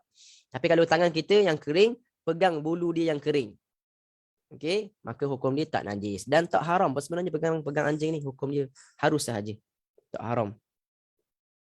Cuma boleh menimbulkan fitnah lah. Boleh menimbulkan fitnah, terutama di tempat kita ni menimbulkan fitnah. Kalau di luar sana biasa, orang bela anjing tu biasa. Dekat Mesir biasa rumah-rumah yang ada anjing. Ustaz, ada ubat injection yang kena cucuk pada pesakit. Staff yang nak cucuk perlu tak pakai glove? Kalau tak pakai glove, kalau terpercik tak pakai Ustaz. Kalau boleh jauhkanlah. Sebab kita tak berhajat, pesakit tu yang berhajat. Okey. Kalau boleh pakai glove lah, pakai gloves. Tapi wallahualam, yang saya tahunya, kalaulah memang dia dibenarkan, maka dia tak wajib basuh dah. Tapi sebab dia tak pakai, sebab nurse tu tak pakai pun obat tu, maka dia tak berhajat pada obat tersebut. Cuma dia menyampaikan sahaja. Saya tak tahu, wallahualam, hukum yang sebenarnya tak tahu. Tapi ahsannya pakai glove supaya kita keluar daripada khilaf. Pakai glove supaya jauh daripada najis tersebut. Buang terus glove tu. Wallahualam. Wallahualam. Ustaz boleh tak ulaskan pasal usul vaksin ni? Saya tak berani nak ulas, tapi Maknanya selagi mana kerajaan tak mewajibkan kita, maka terpulang pada setiap orang lah. Setiap orang mempunyai pilihan untuk ambil vaksin ataupun tidak ambil. Sebab kerajaan lagi masih tak mewajibkan untuk kita, maka masing-masing ada pilihan masing-masing dan tak perlu kita nak mendiskriminasikan, nak bezakan orang yang vaksin atau tak vaksin, sebab itu semua adalah pilihan masing-masing. Macam ubat Panadol, kita nak makan Panadol. Orang ni tak nak makan, orang ni nak makan. Terpulang pada dia lah. Terpulang pada dia. Tak boleh ulah banyak-banyak benda ni. Bahaya. Ustaz, soalan yang nak tanya masa zaman kecil, air liur anjing. Pernah terkena ni Ustaz dah jawab belum? Mana? Soalan yang nak tanya masa zaman kecil, air liur. Ummu Aisyah, daripada Ummu Aisyah. Ustaz dah tanya kalau zaman kecil-kecil, air liur anjing pernah terkena pada kulit, tapi sebab tak tahu kena samak. Tak tahu kena samak, dah besar baru belajar. Macam mana tu kena samak? Tak perlu dah. Tu kecil dimaafkan. Dimaafkan. Tak tahu dimaafkan. InsyaAllah. Ustaz, ada satu soalan di FB Live daripada Risha Rich. Air kencing binatang macam kucing, macam mana? Hukumnya najis mutawassithah. Hukumnya najis mutawassithah juga. Okey. Air kencing seluruh binatang najis semua. Okey. Tergantung kepada najis binatang apa. Kalau binatang tu binatang mughalladhah, maka kencingnya dia juga mughalladhah. Kalau binatang-binatang tu mutawassithah, mukhaffafah tidak ada, mutawassithah, maka hukum najisnya juga sama dengan hukum bangkai dia. Maka wajib basuh jugalah. Ini bagi yang bela kucing semua Ustaz kan dalam rumah. Ya, betul. Kena tahu juga hukum-hukum dia. Yang itu bulu kucing masalah tu. Bulu kucing juga masalah. Tapi saya dengar orang yang bela kucing ni, dia dah pandai apa? Dia dah pandai latih kucing dia untuk buang air dekat toilet. Betul. Kalau boleh latih, alhamdulillah, maknanya senanglah untuk kerja dia. Memudahkan kerja dia. Okey, bulu kucing kita dah sebut minggu lepas. Bulu kucing hukumnya najis sebab binatang kucing adalah binatang yang tak dimakan. Maka bulu yang tertanggal daripada badan dia itu najis. Yang berada pada badan dia tak najis. Yang tertanggal tu najis. Okey, yang tertanggal. Maka ulama mengatakan dimaafkan yang sedikit sahaja. Yang sedikit dimaafkan. Berapa yang sedikit? Setengah ulama kata yang sedikit itu 3 helai. Ada kata bukan 3 helai, tapi secara uruf, secara adatnya macam mana? Orang kata sikit ke banyak? Kalau nampak banyak tu banyaklah. Okey, tapi sebaiknya jauhkanlah daripada bulu kucing. Kalau nak bela kucing, pastikan tempat solat kita, pakaian kita ketika nak solat tidak ada bulu kucing. Ustaz, seterusnya tu ada soalan. ada Ustaz, apa hukum basuh. basuhan di mesin di kedai basuh DIY? Okey. Masalah ni rasa dah dibincangkan oleh ulama-ulama kita dulu. Kena boleh rujuk fatwa mufti wilayah kita yang dulu, dia ada keluarkan dah fatwa ni. Cuma yang saya faham, yang saya tahunya adalah selagi mana tak yakin adanya najis najis biasa tak ada masalah sebab memang pakai air. Kalau najis biasa memang tak ada masalah sebab memang pakai air kan, memang akan basuh sekali. Dia masalah kalau lah ada najis mughalladhah. Okey. Adakah kena basuh 27 kali? Okey. Selagi mana tak yakin ada mereka-mereka yang ada najis mughalladhah pakai mesin tersebut, maka tak wajib buat. Okey. Kita lebih cenderung kepada hukum husnuzan lah. Bersangka baik, maknanya tak ada orang yang pakai benda tu. Ataupun kalau ada orang yang non-Muslim sekali pun kita nampak dia pakai, kita husnuzan lagi, mungkin tidak ada najis pada pakaian dia. Boleh. Sebab mana kita kata tak yakin. Okay. Sebab tak yakin, maka bila mana tak yakin, maka boleh pakai. Tidak ada masalah. Okay. Maaf Ustaz, isu sleeping bag tadi tu dah bertahun lamanya tak dapat nak tanya kepada penjual sleeping bag tu. Jadi macam mana sleeping bag tu? Untuk elakkan was-was kena basuh ke dengan kaedah najis mughalladhah. Tak faham soalan ni yang hawa ni. Maknanya najis apa ni? Sleeping bag tu daripada bulu binatang ke apa tu, macam mana?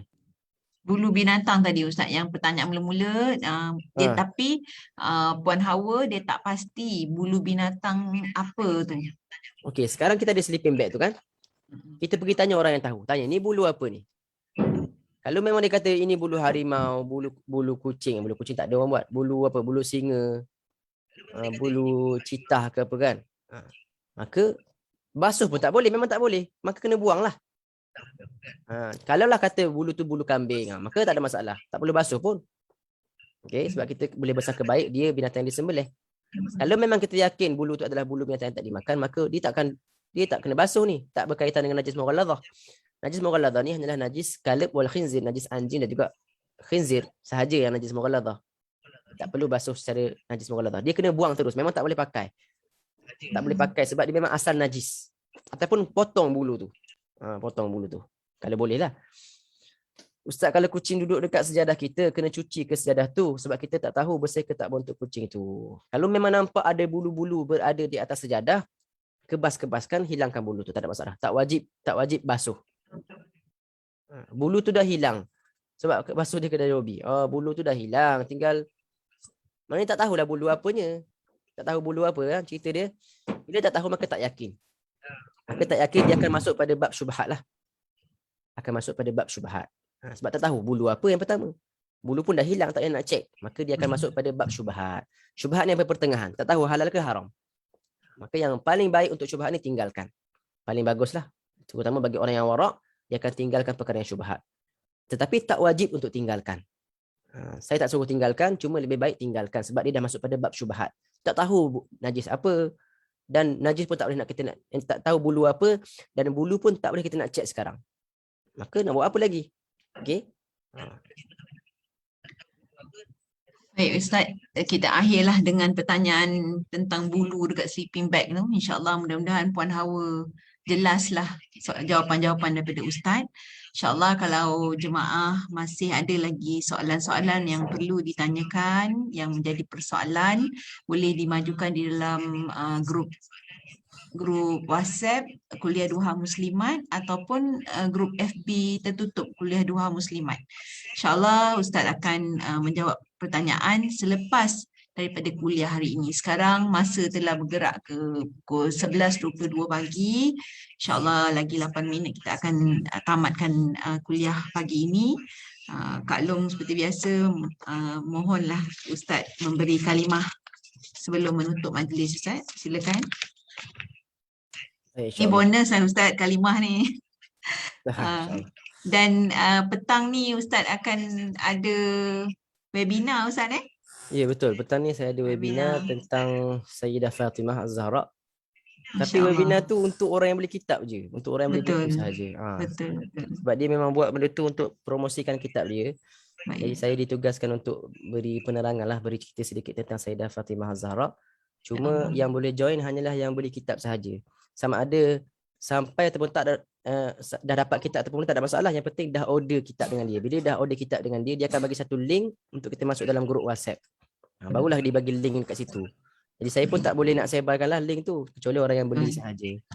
InsyaAllah daripada grup Jemaah Dar Sayyidah Fatimah Az-Zahra Al-Batul dan juga Kuliah Duha Muslimat dan Tabung Infak Cash, ramai yang turut serta Ustaz di dalam webinar tersebut. InsyaAllah akan bersama dengan Ustaz juga pada petang ni 2:30 petang.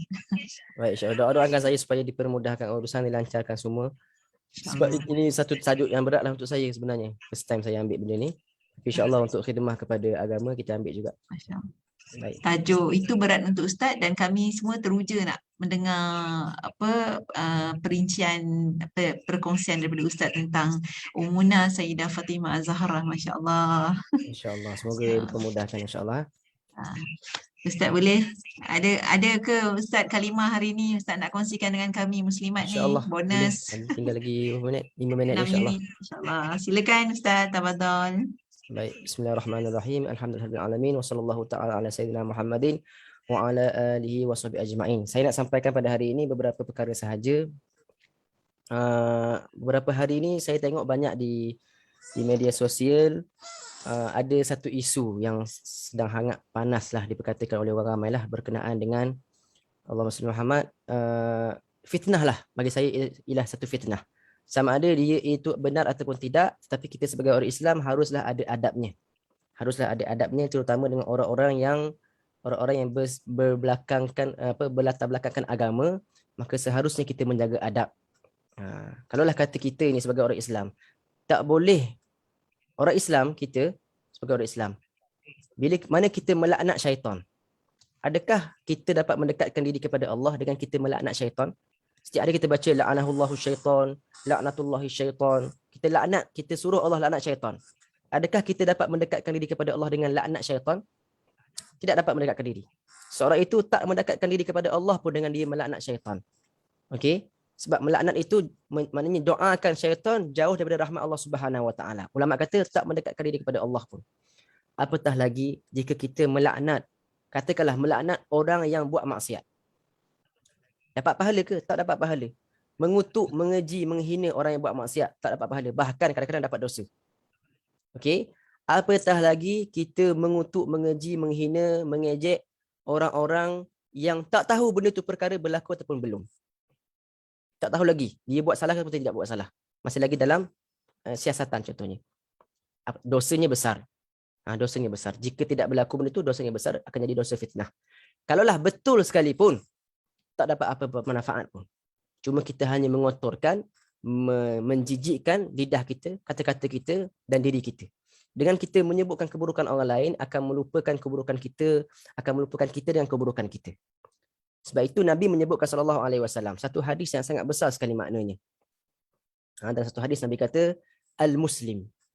Al-muslim. Nabi sebut apa? Al-muslim. Orang muslim itu, orang agama Islam itu siapa dia? Ciri-ciri yang paling besar sekali yang ada pada orang muslim adalah apa?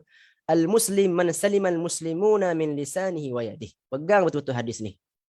Supaya kita keluar lepas ni jangan senang-senang kita nak komen, senang-senang kita nak tuduh, senang-senang kita nak perli ataupun kita nak perli, nak menganjing pun tak boleh. Al-muslim, orang muslim itu man salimal muslimuna.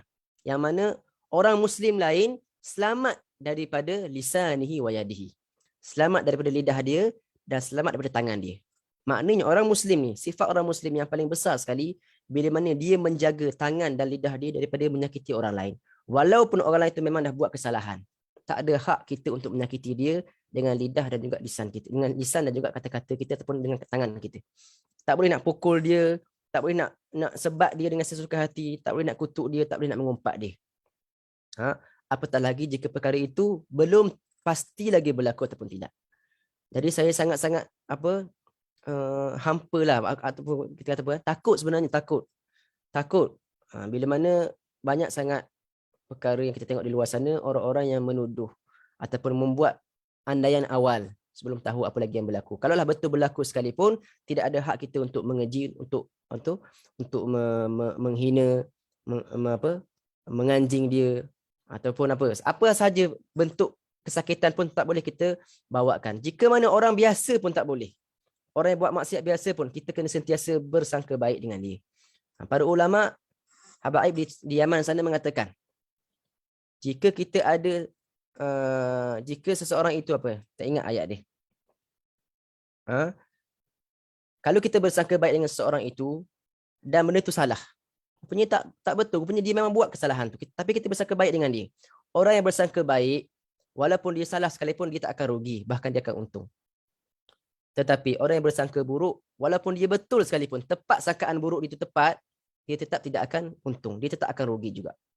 Maka sentiasa kita bersangka baik dengan seseorang, apatah lagi orang-orang yang berlatar belakangkan agama. Memang nampak perbuatan dia perbuatan baik semuanya. Lebih-lebih lagi kita kena bersangka baik. Ulama mengatakan jika kita nampak seseorang tu minum arak, tiba-tiba dia lalu di belakang satu pokok kurma, hilang daripada pandangan kita. Lepas tu keluar lagi pada sebelah sini. Okey. Selepas dia keluar pada sebelah sini tu dan tidak ada dah botol arak di tangan dia, kita dah wajib bersangka baik, kata dia dah bertaubat, dia dah berhenti dah.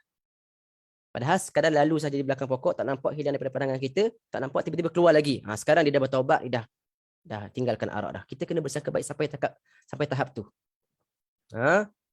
Kalaulah ada, kata para ulama, kalaulah ada 70 pintu sangka baik, kita kena datangkan segala 70 sebab sangka baik. Katakanlah orang tu buat maksiat, dia mungkin tak tahu, dia mungkin tersalah, dia mungkin ketika tu hilang akalnya, atau datangkan 70 sebab yang boleh kita. Kalau 70 sebab habis dan kita sangka baik, barulah kita boleh sangka buruk pada dia. Itu kalau orang biasa. Apatah lagi jika orang yang dimuliakan oleh Allah Subhanahu Wa Taala. Maka perlu kita jaga lisan kita, perlu kita jaga lidah kita daripada masuk pada kancah yang keji ni. Ada orang tak ada kerja, pergi masuk, pergi komen, pergi tengok, pergi baca komen, saja-saja, tak ada sebab. Kita sebagai orang Islam kena menjauhkan diri daripada perkara tersebut. Bahkan kita kena benci dengan hati kita. benci budaya ni. Budaya pertama, budaya memviralkan ni. Budaya menghebohkan, menyebarkan aib orang. Nabi kata siapa yang menyebarkan aib seorang, maka Allah akan buka aib dia di hadapan seluruh makhluk di akhirat nanti. Dan siapa yang menutup aib seorang itu, Allah akan menutup aib dia di hari kiamat nanti. Bahkan aib di hari kiamat lebih-lebih lagi malu. Lebih-lebih lagi kita akan malu. Bahkan dikatakan muka kita ni akan gugur, luruh. Kulit-kulitnya, daging-daging akan luruh sebab malu di hadapan Allah dan di hadapan makhluk-makhluk yang lain. Yang mana kita nak? Malu di hadapan makhluk hari ini ataupun malu di hadapan Allah Subhanahu Wa Taala. Maka jagalah lisan kita, jagalah tangan kita daripada typing dekat keyboard ke, dekat keypad ke, mana-mana ke. Jangan kita cuba-cuba untuk komen ke apa ke. Tak payah. Benda yang tak ada faedah tak payah buat. Al-Muslim man salimal muslimuna min lisani wa yadihi. Orang Islam itu adalah orang yang selamat orang Islam lain. Orang Islam lain selamat daripada kata-kata dia, selamat daripada perbuatan jahat dia. Itu ciri-ciri orang Muslim. Itu ciri-ciri orang Muslim. Wallahu alam. Jadi itu saja yang saya sampaikan, nasihat untuk diri saya sendiri dan untuk sahabat-sahabat yang lain. Semoga Allah berikan kita taufik dan hidayah dan Allah tunjukkan kita jalan yang benar. Allahumma arinal haqqa haqqa warzuqna ittiba'ah wa arinal batila batilan warzuqna ijtinabah. Ya Allah, tunjukkanlah kami kebenaran. Tunjukkanlah kami kebenaran supaya kami dapat ikut kebenaran tersebut, dan tunjuk kepada kami kebatilan supaya kami dapat tinggalkan kebatilan tersebut. Okey, insya-Allah moga-moga kita dapat jaga diri kita dengan taufik daripada Allah Subhanahu Wa Taala. Kita kena sebarkan kebaikan.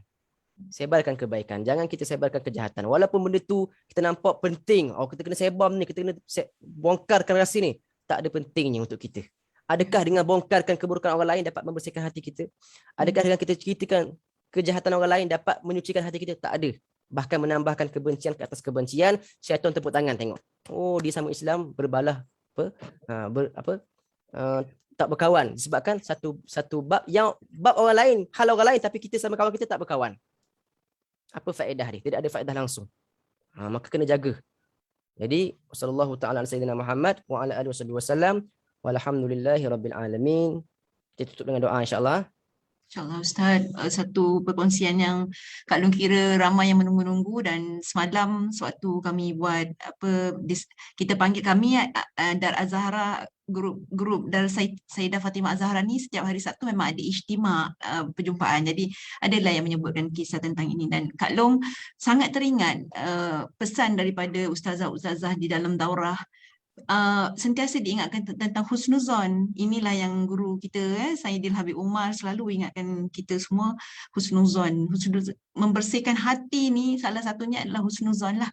Jadi tadi yang akhir tadi Ustaz kata tanya diri kita penting ke tidak. Memang Kak Long selalu ingatkan kepada jemaah 3 perkara sebelum kita membuat suatu tindakan sebagai muslimat. Sebab kita tahu ramai perempuan duduk dekat dalam neraka. Masya Allah, na'udzubillah min zalik kan. Jadi ada 3 perkara ni kena tanya dekat diri kita. Yang ini pun sebenarnya dapat dikutip daripada pesan daripada ustazah-ustazah Kak Long lah. So 3 perkara ni kena tanya. Yang pertama, kalau kita buat tu penting tak untuk diri kita? Manfaat tak untuk diri kita? Yang kedua, manfaat tak untuk keluarga kita? Yang ketiga, manfaat tak untuk rumah? Kalau 3 ni tak ada memberi manfaat apa-apa, tak payah. Salah satu jawapan pun dikatakan tak ada, tak boleh kita beri jawapan ya, tak perlulah buat dosa, menambah dosa. Dan satu kena ingat, kita akan berdiri di hadapan Allah nanti menjadi saksi kepada diri kita sendiri. Kita akan menjawab semua benda di satu depan. Kalau depan ustaz mungkin kita boleh dalih sebab kita sesama kita kan. Di depan Allah satu titik pun akan ditanya oleh Allah, akan diceritakan oleh Allah sekian waktu, satu saat ini hang buat macam ni. Nak jawab apa depan Allah? Tak terjawab. Tak payahlah nak tulis dekat FB nanti kau merangkak cari aku. Tak payah. Pening kepala nak jawab yang itu merangkak ni. Berdiri pun tak mampu ustaz kan? Tak mampu kita, insya-Allah. Jadi pesan ustaz tadi memang, dan Kak Long berdebar-debar juga sebab Kak Long punya pendirian yang betul. Sebab kita dah pergi kelas, kita dah masuk daurah. Kita belajar daripada ustazah-ustazah dan para habaib dalam perkongsian di dalam daurah. Mereka tak sebut nama orang. Jadi Kak Long semalam cakap lah, kami ni ex-tarim ni kita belajar daripada Sayyidil Habib Umar. Kita takkan sebut nama orang di dalam kita punya perkongsian kita yang kalau contoh nak ambil contoh, tak ada. Sebelum berdebar, alhamdulillah Ustaz memang anak murid kesayangan Sayyidul Habib Umar, insya-Allah. Masya-Allah, masya-Allah. Ay Allah, ahlak Ustaz. Mudah-mudahan kami menumpang barakah Ustaz. Doakan kami semua dapat memahami ilmu ini, ilmu tentang tazkiyah hati ini, tentang membersihkan hati ini hingga hari akhir kami di atas dunia ini Ustaz. Doakan kami semua muslimat hari ini yang ada di dalam grup, yang ada di dalam FB Live, sama ada yang dapat masuk atau tak dapat masuk Ustaz. Doakan kami semua Ustaz. Silakan Ustaz tutup majlis kita pada hari ini dengan doa Ustaz. InsyaAllah mudah-mudahan Allah makbulkan. Amin amin ya rabbal alamin. Insyaallah. Bismillahirrahmanirrahim. Alhamdulillah sallallahu ta'ala ala sayyidina Muhammadin wa ala alihi wa sahbihi ajma'in. Allahumma inna nas'aluka ilman nafi'an wa rizqan wasi'an wa shifaa'an min kulli da'. Allahumma khudh minna wa taqabbal minna wa aftah 'alaina baba kulli khair kama fatahtu ala anbiya'ika wa ibadika as-salihin. Allahumma qsim lana min khashyatika ma tahulu bainana wa baina ma'asik wa min ta'atika ma tuballighuna bihi jannatak wa min al-yaqin ma tuhawwinu 'alaina masa'ib ad-dunya wa matti'na bi asma'ina wa absarina wa quwwatina ma ahyaytana waj'alhu warithan minna waj'al tha'ana 'ala man zalamana wansurna 'ala man 'adana wa la taj'al musibatina fi dinina ولا تجعل الدنيا أكبر همنا ولا مبلغ علمنا ولا تسلط علينا ما لا يرحمنا برحمتك يا أرحم الراحمين. اللهم احفظ أعيننا، اللهم احفظ لساننا من المعاصي وأعيننا من المعاصي وقلوبنا من المعاصي. اللهم احفظ قلوبنا من المعاصي يا الله يا رحمن يا رحيم. اللهم اختم علينا بحسن الخاتمة ولا تختم علينا يا الله بسوء الخاتمة. يا الله بها يا الله بها يا الله بحسن الخاتمة. اللهم طهر قلوبنا من جميع الرجس والآفات.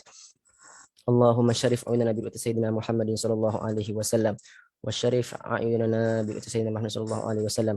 اللهم إنا نسألك الزيادة في الدين وبركة في الأمور وصحة في الجسد وسعة في الرزق وتوبة قبل الموت وشهادة عند الموت مغفرة بعد الموت وعفوا من الحساب وآمانا من العذاب ونصيبا من الجنة وارزقنا النظر إلى وجهك الكريم. اللهم أرنا الحق حقا وارزقنا اتباعه وأرنا الباطل باطلا وارزقنا اجتنابه. اللهم أعنا على ذكرك وشكرك وحسن عبادتك. اللهم اجعل آخر كلامنا من هذه الدنيا لا إله إلا الله محمد رسول الله صلى الله عليه وسلم. اللهم اجعلنا متحابين في الله والمتجالسين في الله والمتزاورين في الله برحمتك يا أرحم الراحمين. ربنا هب لنا من أزواجنا وذريتنا قرة أعين واجعلنا للمتقين إماما. ربنا آتنا في الدنيا حسنة في الآخرة حسنة وقنا عذاب النار. وصلى الله على سيدنا محمد وعلى آله وصحبه وسلم وارزقنا كمال المتابعة له ظاهرا وباطنا في عافية والسلامة برحمتك يا أرحم الراحمين والحمد لله رب العالمين. السلام عليكم ورحمة الله تعالى وبركاته.